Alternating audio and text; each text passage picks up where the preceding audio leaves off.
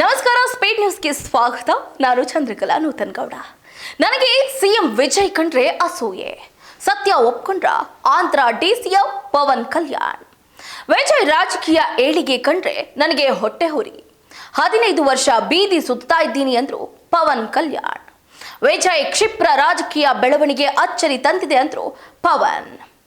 ಹೌದು, ತಮ್ಮ ಪಕ್ಷದ ಸದಸ್ಯರನ್ನ ಉದ್ದೇಶಿಸಿ ಮಾತನಾಡಿರುವ ಪವನ್ ಕಲ್ಯಾಣ್, ತಮಿಳುನಾಡಿನ ಹೊಸ ಮುಖ್ಯಮಂತ್ರಿ ವಿಜಯ್ ಎಷ್ಟು ಬೇಗ ಯಶಸ್ಸನ್ನ ಸಾಧಿಸಿದ್ದನ್ನ ನೋಡಿ ಸ್ವಲ್ಪ ಅಸೂಯೆ ಪಟ್ಟಿರುವುದಾಗಿ ಹೇಳಿಕೊಂಡ್ರು.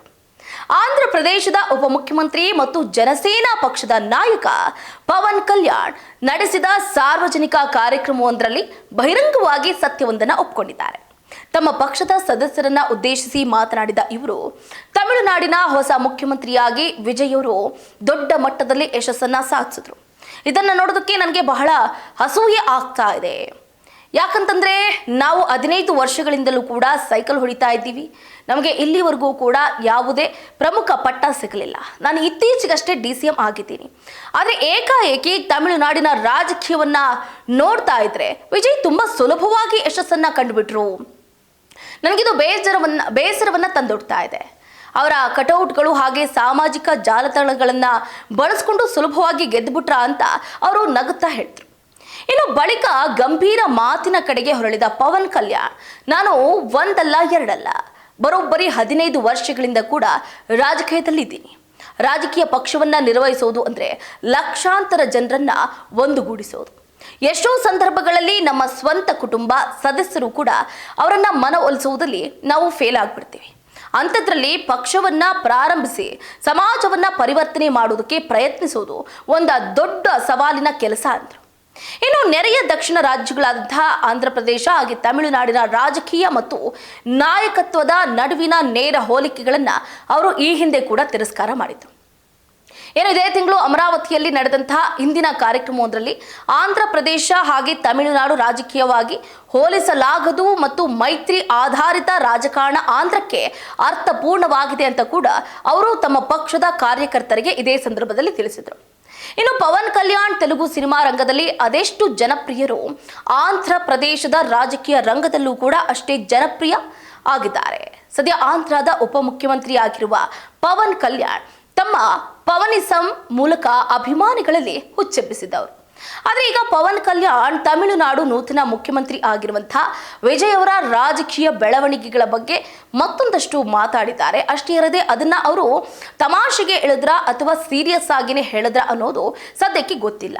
ಒಟ್ಟಾರೆಯಾಗಿ ಅತ್ಯಂತ ಕಡಿಮೆ ನೋಡಿ, ಕೇವಲ 1 ರಿಂದ 2 ವರ್ಷ ಅಷ್ಟೇ ವಿಜಯ್ ಅವರು ತಮಿಳುನಾಡು ಅಂದ್ರೆ ಈ ತಮಿಳುನಾಡಿನ ಮುಖ್ಯಮಂತ್ರಿ ಆಗೋದಕ್ಕೆ ಎಫರ್ಟ್ ಆಗಿದ್ದು ಕೇವಲ 1 ರಿಂದ 2 ವರ್ಷ ಅಷ್ಟೇ.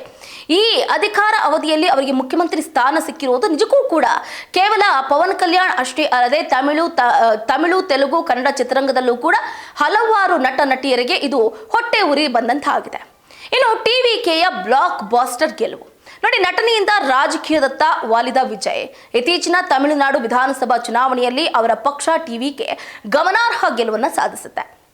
2024ರಲ್ಲಿ ತಮ್ಮ ಪಕ್ಷ TVKಯನ್ನ ಪ್ರಾರಂಭ ಮಾಡಿದ ವಿಜಯ್ 2026ರ ಚುನಾವಣೆಯಲ್ಲಿ 108 ಸ್ಥಾನಗಳನ್ನು ಗಳಿಸುವುದರ ಮೂಲಕ ಏಕೈಕ ದೊಡ್ಡ ಪಕ್ಷವಾಗಿ ಹೊರಹೊಮ್ಮುತ್ತೆ.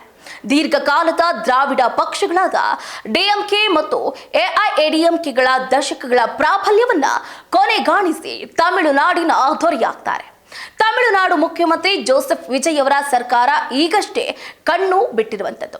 ಹಂತ ಹಂತವಾಗಿ ಆಡಳಿತದ ಅನುಭವ ಪಡೆಯುತ್ತಿರುವ ವಿಜಯ್ ದೈನಂದಿನ ಕಾರ್ಯಭಾರದ ಮೂಲಕ ರಾಜ್ಯವನ್ನ ಮುನ್ನಡೆಸುವ ತರಬೇತಿಯನ್ನು ಕೂಡ ಪಡೆದಿದ್ದಾರೆ. ಆದರೆ ತಮಿಳುನಾಡು ರಾಜಕಾರಣದಲ್ಲಿ ಸಂಚಲನ ಸೃಷ್ಟಿಸಿರುವ ತಮಿಳಿಗ ವೆಟ್ರಿ ಕಳಂ ಬಗ್ಗೆ ಇಡೀ ದೇಶವೇ ಮಾತಾಡ್ತಿದೆ. ಯಾಕಂತಂದ್ರೆ TVK ಪಕ್ಷ ಸ್ಥಾಪನೆಯಾಗಿ ಕೇವಲ 2 ವರ್ಷ ಕಳೆದಿದ್ದು ಎಷ್ಟು ಕಡಿಮೆ ಅವಧಿಯಲ್ಲಿ ಅದು ತಮಿಳುನಾಡಿನ ಜನರ ಮನವೊಲಿಸುವುದರಲ್ಲಿ ಯಶಸ್ವಿಯಾಗಿದೆ. ಅಷ್ಟೇ ಅಲ್ಲದೆ ಅದರ ಮುಖ್ಯಸ್ಥ ವಿಜಯ್ ಅವರನ್ನ ರಾಜ್ಯದ ಮುಖ್ಯಮಂತ್ರಿ ಕುರ್ಚಿಯ ಮೇಲೂ ಕೂರಿಸಿದೆ.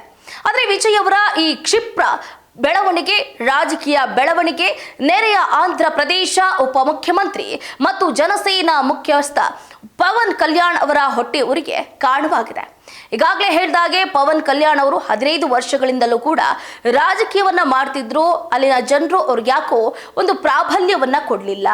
ಹಾಗಾಗಿ ಇದನ್ನ ತುಂಬಿದ ಸಭೆಯಲ್ಲೇ ಹೇಳಿಕೆಯನ್ನ ಕೊಡೋದ್ರ ಮುಖಾಂತರ ಎಲ್ಲರ ಹುಬೇರುವಂತೆ ಮಾಡಿದ್ದಾರೆ ಪವನ್ ಕಲ್ಯಾಣ್. ಇನ್ನು ಜನಸೇನಾ ಪಕ್ಷದ ಕಾರ್ಯಕರ್ತರ ಸಮಾವೇಶವನ್ನು ಉದ್ದೇಶಿಸಿ ಮಾತಾಡ್ತಾರೆ. ಕೇವಲ 2 ವರ್ಷಗಳ ಹಿಂದೆ ಪಕ್ಷ ಕಟ್ಟಿ ತಮಿಳುನಾಡಿನ ಮುಖ್ಯಮಂತ್ರಿಯಾದ ವಿಜಯ್ ಅವರಿಗೆ ನಾನು ಕರೆಸಿ ಹೂವಿನ ಹಾರವನ್ನು ಕೂಡ ಹಾಕಬೇಕು. ಯಾಕಂತಂದ್ರೆ ನನಗೆ ಒಂದು ಕಡೆ ಹೊಟ್ಟೆ ಉರಿ ಇದ್ರೆ ಇಷ್ಟು ಚಿಕ್ಕ ಹುಡುಗ ಇಷ್ಟು ಬೇಗ ಸಾಧನೆಯನ್ನ ಮಾಡ್ಬಿಟ್ನಲ್ಲ, ನನ್ನ ಕೈಲಿ ಯಾಕೆ ಮಾಡೋದಕ್ಕೆ ಆಗ್ತಾ ಇಲ್ಲ ಅಂತ ನಾನು ಅವರನ್ನೇ ಡೈರೆಕ್ಟ್ ಆಗಿ ಕೇಳಬೇಕು ಅಂತ ಅನ್ಕೊಂಡಿದ್ದೀನಿ. ಆದ್ರೆ ಇದೆಲ್ಲದರ ಹಿಂದೆ ಶ್ರಮ ಇದೆ, ಅವರು ಪಟ್ಟಂತಹ ನೋವಿದೆ. ಅಷ್ಟೇ ಅಲ್ಲದೆ ಅವರು ಹೆಂಡತಿ ಹಾಗೆ ಮಗನನ್ನ ದೂರ ಮಾಡಿಕೊಂಡು ಇವತ್ತು ಒಂಟಿಯಾಗಿ ಇಡೀ ತಮಿಳುನಾಡನ್ನ ಗೆಲ್ಲೋದಕ್ಕೆ ನಿಜಕ್ಕೂ ಕೂಡ ಒಬ್ಬ ವ್ಯಕ್ತಿ ಸಪೋರ್ಟ್ ಮಾಡಿದ್ದಾರೆ ಅನ್ನುವಂತಹ ಒಂದು ಹೆಂಗೆ ಅಂತಂದ್ರೆ ತುಂಬಾ ಸಸ್ಪೆನ್ಸ್ ಆಗಿರುವಂತಹ ಹೇಳಿಕೆಯನ್ನ ಕೊಡೋದ್ರ ಮುಖಾಂತರ ಮತ್ತೆ ಎಲ್ಲರ ಚಿತ್ತ ತ್ರಿಷಾರ್ಥ ನೆಡುವಂತೆ ಮಾಡಿದ್ದಾರೆ. ಹಾಗಾದ್ರೆ ನಿಜಕ್ಕೂ ಕೂಡ ಪವನ್ ಕಲ್ಯಾಣ್ ಅವರು ತ್ರಿಷಾ ಅವರ ಬಗ್ಗೆನೇ ಮಾತಾಡಿದ್ರ ಅಥವಾ ಬೇರೆ ಯಾವ ವ್ಯಕ್ತಿಯ ಬಗ್ಗೆ ಮಾತಾಡಿದ್ರು ಅನ್ನೋದನ್ನ ಮುಂದಿನ ದಿನಗಳಲ್ಲಿ ಕಾದಷ್ಟೇ ನೋಡಬೇಕಾಗಿದೆ. ಇದಾಗಿತ್ತು ಇವರೆಗಿನ ಅಪ್ಡೇಟ್. ನೋಡ್ತಾ ಇರಿ ಸ್ಪೀಡ್ ನ್ಯೂಸ್, ಸುದ್ದಿ ನಿಮ್ಮದು, ವೇಗ ನಮ್ಮದು.